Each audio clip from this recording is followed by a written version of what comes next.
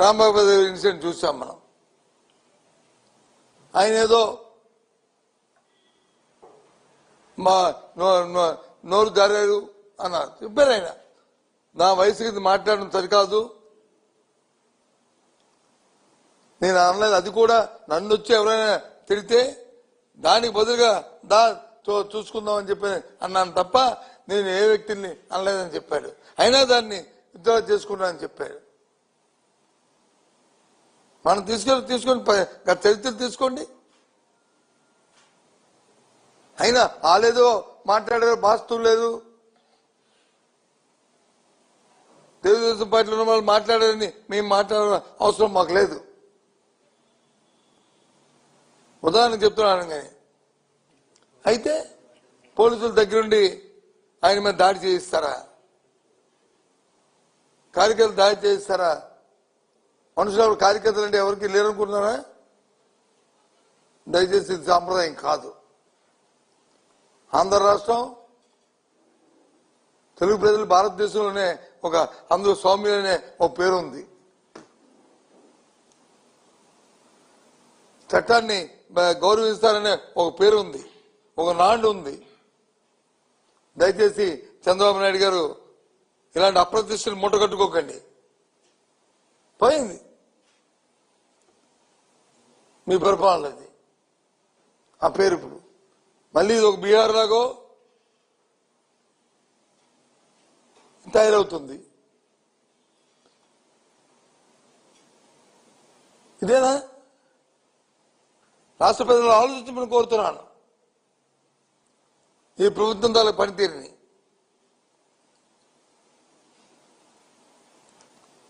ఏదైనా ఒక సమస్య వస్తే, ఒక ఇష్యూ వస్తే దాన్ని ఏ విధంగా డైవర్ట్ చేయాలి, ఏ విధంగా మార్పు చేయాలి అని ఏది నచ్చితే చేతికొచ్చిన పని నోటు పని చేసి ప్రజా జీవితానికి నష్టం వచ్చేటట్లు,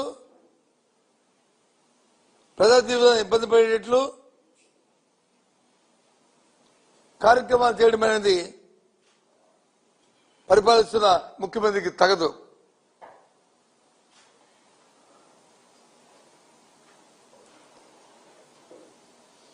ఆ దేవదేవుడు వెంకటేశ్వర స్వామి ప్రసాదం గురించి వచ్చింది ఇష్యూ.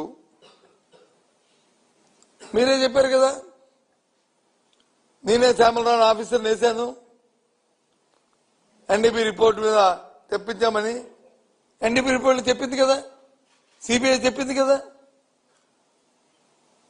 చెప్పిన తర్వాత మరి మీరు వేసిన సిబిఐ, సుప్రీంకోర్టు, మీరు వేసిన సిట్టు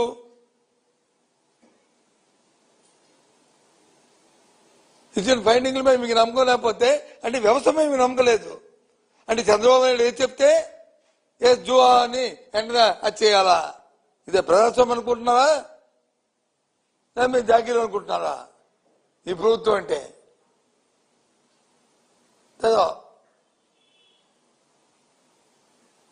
ఏంటిది? మళ్ళీ పైపెచ్చు పెద్ద పెద్ద వాళ్ళ పోస్టుల్ని. ఇవాళ ఉదయం నేను వస్తున్నప్పుడు వచ్చే విశాఖపట్నంలో ఎంతో శాంతియుతంగా ఉన్న మా ఉత్తరాంధ్ర ప్రాంతంలో మళ్ళీ అక్కడ వాల్ పోస్టు. ఏం చంద్రబాబు ఏం చేద్దాం అనుకుంటారు మీరు? రాష్ట్రాన్ని రావణగారు చేద్దామనే మీ ఉద్దేశం? సమాజంలో వర్గాలకు తగులు పెట్టి దాని నుంచి లబ్ధి పొందామనే, రాజకీయ లబ్ధి పొందామనే మీ తాలూకా దుర్బుద్ధి. దానికి వచ్చి ఉత్తరస్పడుతున్న ఎన్డీఏలో ఉన్న జనసేన, భారతీయ జనతా పార్టీ నాయకులు ఎందుకు మీరు మాట్లాడట్లేదు? తప్పు ఎందుకు చెప్పట్లేదు? అధికారం మీదే కదా. ఒకవేళ తప్పు జరిగితే తప్పు తెలివి తీసుకోండి. ఎవరు వస్తున్నారు? న్యాయస్థానాలు ఉన్నాయి కదా, మీకు అలవాటే కదా. లేని కేసులు లేనివి ఉన్నవి ఆపాదిస్తూ పెట్టి మేము హింసించడమైంది.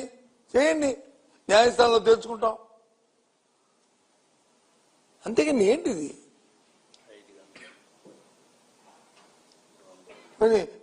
మంచి అంబటి రాంబాబు గారు ఎప్పుడు మాట్లాడుతుంటారు, ఎప్పుడు అసభ్యంగా మాట్లాడలేదే, ఎప్పుడు లైన్ తప్పి మాట్లాడలేదే. ఆయన్ని అక్కడ ఉన్న ఎదురున్న వ్యక్తులు వచ్చి ఆయన తిరిగితే, ఆయన దుర్భాషలాడితే ఆయనే మానవుడే కదా, ఆయన దాన్ని రియాక్ట్ అయ్యాడు. దాన్ని మళ్ళీ ఇంటికి వచ్చి పశ్చాత్తాపంగా దాన్ని అనకూడదు అని చెప్పి విత్డ్రా అయ్యాడు. 4-5 గంటలు ఏమో రాత్రి 10:30 చేసిన పని నువ్వు సాయంత్రం 7 గంటలకు ఎందుకు చేయలేదు?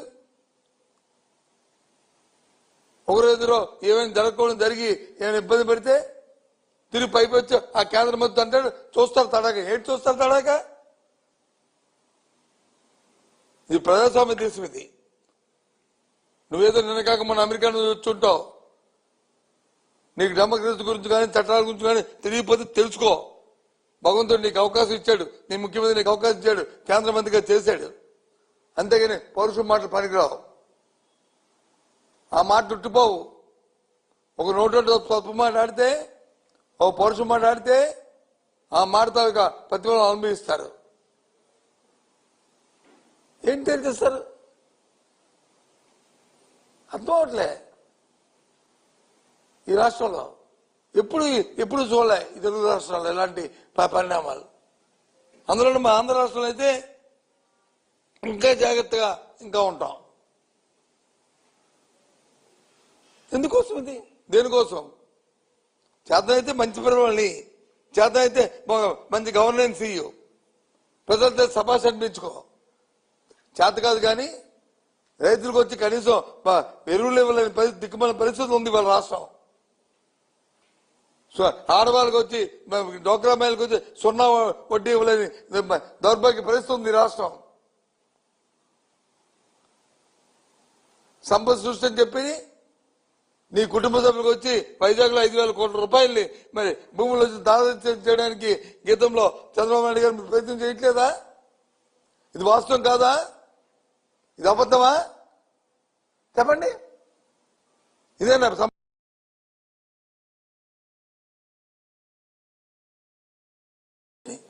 నో పరిణామపడి ఆందోళనతో మాట్లాడుతున్న మాటలు ఇవి, బాధతో చెప్తున్న మాటలు ఇవి. ఇవన్నీ కూడా ఎందుకంటే ఈ పరిస్థితులు ఉన్నాయి. ఇలాంటి పరిస్థితులు రాష్ట్రంలో జరగకూడదు. తప్పుని ఎవరు సమర్థించం. తప్పు అయితే తప్పే. తప్పుని చట్టపరంగా చర్య తీసుకుంటా. తప్పుని ఏం జరిగింది చట్టాన్ని చేతిలో తీసుకుంటావా? ఇలా పోతే ఎక్కడికి వెళ్ళిపోతుంది రాష్ట్రం? ఏం చేద్దాం అనుకుంటాను మీ ఉద్దేశంలో? టాటా తప్పులకి వచ్చి కుందరు బెదిరితే బెదరు చేయడం కానీ వైసీపీ పార్టీ బెదరదు. చూస్తున్నాను ప్రజలందరూ కూడా వాస్తవాలు ఏంటో అందరూ కూడా దాన్ని పరిశీలిస్తున్నారు. కాలమే చెప్తారు దీనికి మీకు సమాధానం. పెట్రోల్ పంపులు ఇస్తారంటండి.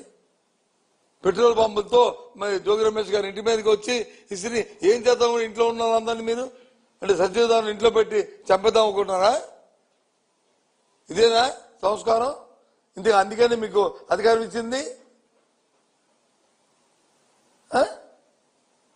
రామారావు గారి ఇంట్లో ఆడవాళ్ళు ఫ్యామిలీ కూతుర్లు ఆ భార్య అందరూ ఉంటే ఇంటి బయట వచ్చి 100 మంది వచ్చి వెళ్ళి వాళ్ళని వచ్చి చేద్దామని ఏంటిది?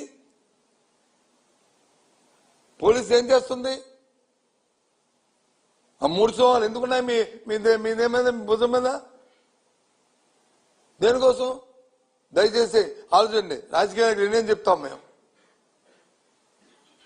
అవసరాలకు ఏదైనా మాట్లాడతాం మేము. కానీ ఉద్యోగం మీ ధర్మం మీకుంది. ధర్మం కాపాడడానికి ప్రయత్నం చేస్తే ఒక మంచి పోలీసు వ్యవస్థని అనే పేరు ఉంటుంది. ఈ రాష్ట్రంలో ఉన్న పోలీసు వ్యవస్థకు ఆ పేరు దయచేసి ఆ వ్యవస్థ పేరుని చెడగొట్టారు. ఇక్కడ నుంచేనే మీరు చట్టానికి అనుగుణంగా రాజ్యాంగ బద్దులుగా కార్యక్రమాలు చేయండి.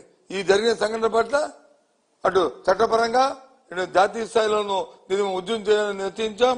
రేపు మా అధ్యక్షుడితో మాట్లాడిన తర్వాత ఈ కార్యక్రమాన్ని మిమ్మల్ని ప్రకటిస్తాం.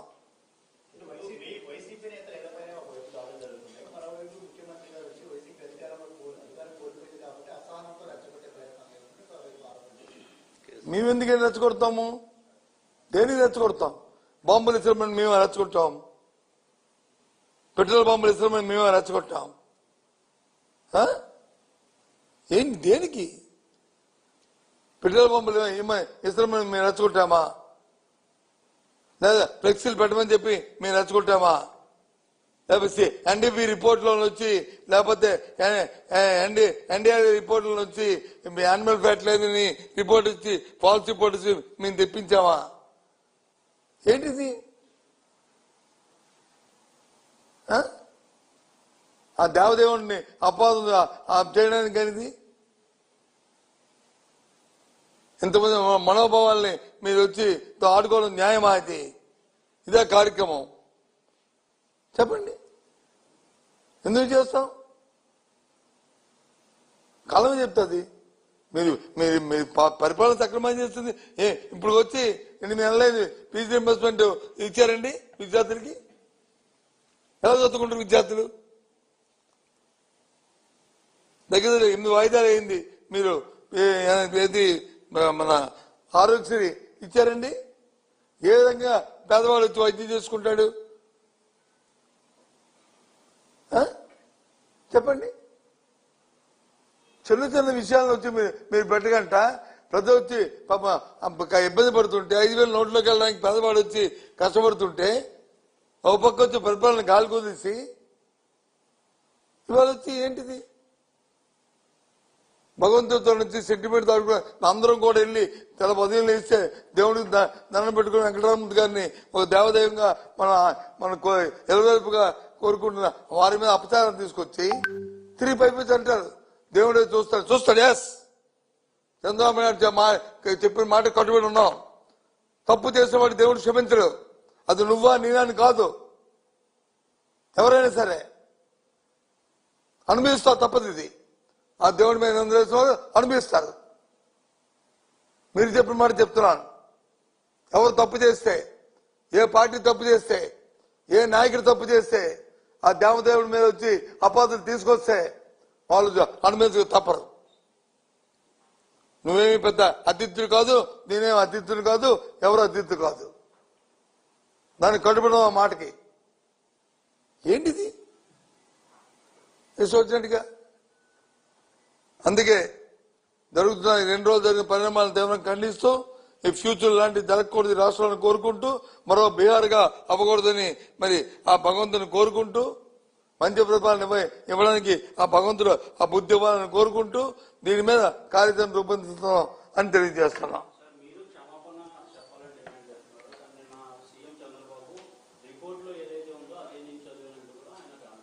నేనదే కదా చెప్తున్నాను. అది రిపోర్ట్ తప్ప రిపోర్ట్ బహిర్గతం చేసి మన తప్పే ఉంది. ఏదైతే కోర్టులో వచ్చి సిబిఐ సిట్ పెట్టిందో అది రిపోర్ట్ ని పెట్టి మనం జనం చదువుతారు.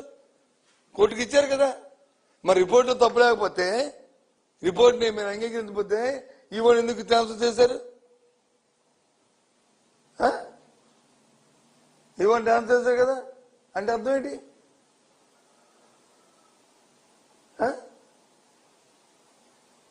ఎన్డీపీ రిపోర్ట్లో వచ్చి ఆ కొవ్వు లేదు అని ఇస్తూ ఆ రోజు వచ్చి ఇవి చేసిన ఆ రోజు ఎవరు ఆఫీసులు? మరి ఆఫీసులు 2వసారి ఎందుకు వేస్తావు? నువ్వు సీనియర్ కదా, ఎందుకు ఇవ్వాల్సి వచ్చింది ఉద్యోగం? ఇప్పుడు మేమంటే నువ్వు వేసిన ఉద్యోగస్తులు ఏదో మంచోడు అమాయకంగా మాకు తెలియక నువ్వేదో సీనియర్ కదా మంచి ఆఫీసర్ చేసుకొని మేము కంటిన్యూ చేస్తాం మాకు తెలియక. మరి 2సార్లు వేసావు కదా, అప్పటికే కాంట్రవర్సీ ఉంది కదా. అంటే ఏంటి లాలసీ? ఎవరికి చిన్నపిల్లలకి అడ్మినిస్ట్రేషన్ తెలియదని నువ్వు మాట్లాడతావు. మాకు తెలియదు అడ్మినిస్ట్రేషన్ ఏంటిది?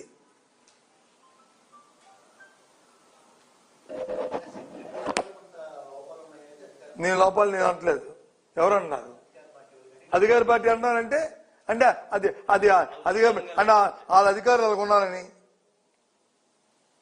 వాళ్ళు వేసిన అధికారులు వాళ్ళకు ఉన్నారని వాళ్ళదే తప్పు అంటే ఎవడమే నమ్మకం. ఒక పని చేయమనండి, సిట్ అధికారులు లోపాలు ఉన్నాయనుకుంటే చంద్రబాబు నాయుడిని, లోకేష్ ని, పవన్ కళ్యాణ్ ని, లేకపోతే భారతీయ జనతా పార్టీ ఎవరు ఉంటారో వాళ్ళని వాళ్ళందరూ కలిపి సిట్ కింద తయారైపోండి, సరిపోద్ది. వాళ్ళు ఇచ్చిన రిపోర్టు, వాళ్ళు ఇచ్చిన రిపోర్ట్ని సరే ఇంక మరి ఇంక ఇబ్బంది ఉండదు. ఏంటి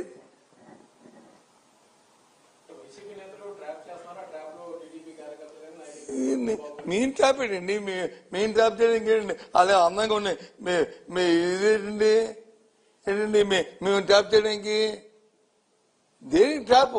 ఏం ట్రాప్ అనే మాట ఏంటి? ఆ పదంకి అర్థం ఏంటి? ట్రాప్ ఏంటి అంటే అమాయకులేనా?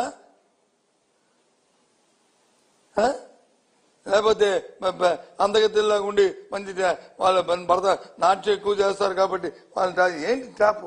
అడిగితే ఏంటి మీరు అడుగుతున్న కూర్చొని నాకేం అర్థం అవ్వలే. సార్ శాంతి భద్రత విషయంలో గొడవ సృష్టించడానికి ఫ్లెక్సీ ఎవరు కట్టారు? ఫ్లెక్సీలో పేరుండాలా? లేదు. మా నాయకుడిని మమ్మల్ని అవమానపరిచే రీతిలో ఫ్లెక్సీ ఉంది. పోలీసు ఏం చేయాలా? దీనివల్ల శాంతి భద్రతకి ఇబ్బంది వస్తుందో ఆపాలా? ఆపలేదు. సరే వచ్చింది. ఆ తర్వాత ఎవరితో అయింది గొడవ? మేమా గొడవ సృష్టించాం. ఇవాళ వైజాగ్లో కట్టారు, మేమే కట్టాం. మేము వైజాగ్లో అంత శాంతియుతంగా ఉంటున్న ఆ ప్రదేశంలో పెట్టాం. చెప్పండి, ఈ ధర్మ చెప్పండి. మేము పత్తైన మనుషులం కాబట్టి, మేము చట్టబద్ధంగా చట్టాన్ని గౌరవించే వ్యక్తులం కాబట్టి మా నాయకులకు వచ్చి పోలీస్ కంప్లైంట్ ఇచ్చి ప్రెస్ మీట్ పెట్టి చెప్పండి అది తప్పది, చేతగా ప్రభుత్వం చేతనైతే మేము చట్టబద్ధంగా తీసుకుని తప్ప ఇలాంటివి పెట్టి అల్లకల్లం సృష్టించకండి, నష్టం కలిగిస్తుందని చెప్పమని చెప్పారు లేదు కానీ